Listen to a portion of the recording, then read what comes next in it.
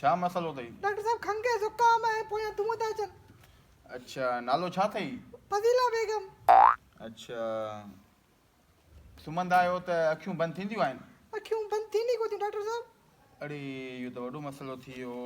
भला सुम्हण जे टाइम ते कचियूं ओघरायूं किथां माना इहो अचे थो? ये ओकरायूं थियूं न किना खाॿ बि ईंदा आहिनि। अच्छा, किने खाॿनि में माना मां त कोन अचां न। न डॉक्टर साहब तो सीधी जहिड़ो मोह किथां ईंदो मुंहिंजे खाॿ में। ॾिसो, हाणे तव्हां शादी कई आहे? न डॉक्टर साहब। अच्छा, शादी कोन कई आहे, इरादो आहे? हाँ इरादो आहे। तुंहिंजी छा नियत आहे? न, मुंहिंजो मक़सदु आहे त इरादो आहे शादी जो, छो त अक्सर करे शादी खां पोइ तव्हां सही थी वेंदा हूं। इरादो आहे? इरादो मुंहिंजो आहे। तुंहिंजो छा ख़्यालु आहे? हेॾां केॾां अप्लाई कर न डॉक्टर साहिब वार। मास्क त हण मुंहं ते। वाह जी ॻाल्हि कई आहे, वाह जो फ़िक्र अथई मुंहिंजो। हाँ फिक्र कोन्हे, कारो सीधी जहिड़ो मोह खणी आयो चप्पल हणण से था। ॾिसो, तव्हां आया आहियो हाणे छा ॾिसूं डॉक्टर ई छा? हीअ तव्हांखे दवाऊं ॾियां थो ऐं उन खां पोइ जेकॾहिं तव्हांखे अञा बि माना तव्हांजी तकलीफ़ माना सही नथी थिए न, पोइ तव्हांखे मां हिकिड़ो नुस्ख़ो ॾियां थो।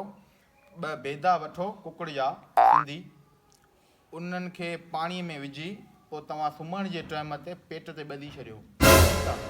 पोइ उन खां अलावा तव्हांखे दही खाणी पवंदी, नुम खाइणा पवंदा, अकु खाइणो पवंदो।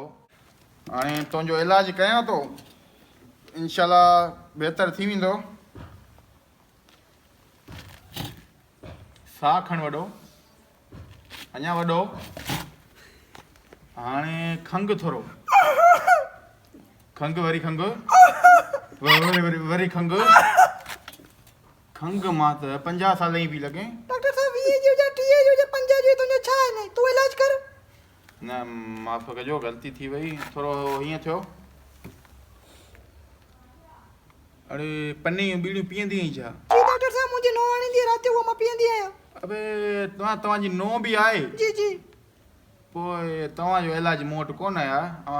अम्मा वञ, तुंहिंजो इलाजु कोन्हे मूं वटि, कोन्हे।